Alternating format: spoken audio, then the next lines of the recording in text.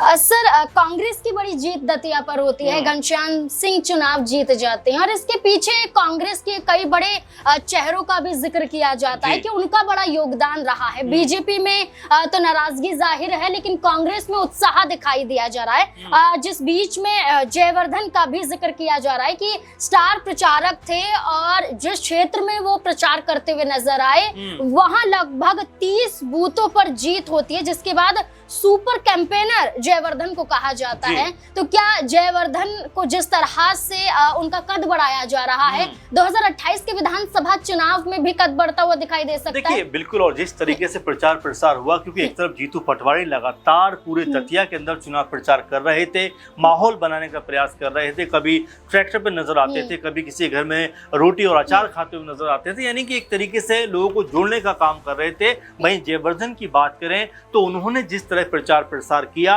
लोगों को जोड़ने का काम किया। मुझे याद आता है जीतू पटवारी ने यह बात कही थी कि अगर चुनाव में जीत मिलती है तो उसमें जयवर्धन की भूमिका बहुत बड़ी रहेगी। और यहाँ पर जब कांग्रेस पार्टी चुनाव जीती है तो इसमें कोई दो राय की बात नहीं कि यहाँ पर जयवर्धन जो है मध्य प्रदेश में एक बड़ा नाम बनते हुए दिखाई पड़ सकते हैं, क्योंकि कांग्रेस पार्टी अभी से अपनी तैयारी कर रही है और लगातार नारे दिए जा रहे हैं कि दतिया तो झांकी है, अभी पूरा मध्य प्रदेश बाकी है। इस तरह की बातें यहाँ पर हो रही हैं। तो जाहिर बात है कि देखिए, एक जीत जो होती है वो आपके अंदर उत्साह का संचार करती हुई दिखाई पड़ती है। जबकि अगर आप देखेंगे तो ना राहुल गांधी प्रचार के लिए पहुंचे, ना प्रियंका गांधी चुनाव प्रचार के लिए पहुंची, ना खड़गे चुनाव प्रचार के लिए पहुंचे, यानी कोई भी बड़ा चेहरा आपको कांग्रेस पार्टी का वहां पर नजर नहीं आया।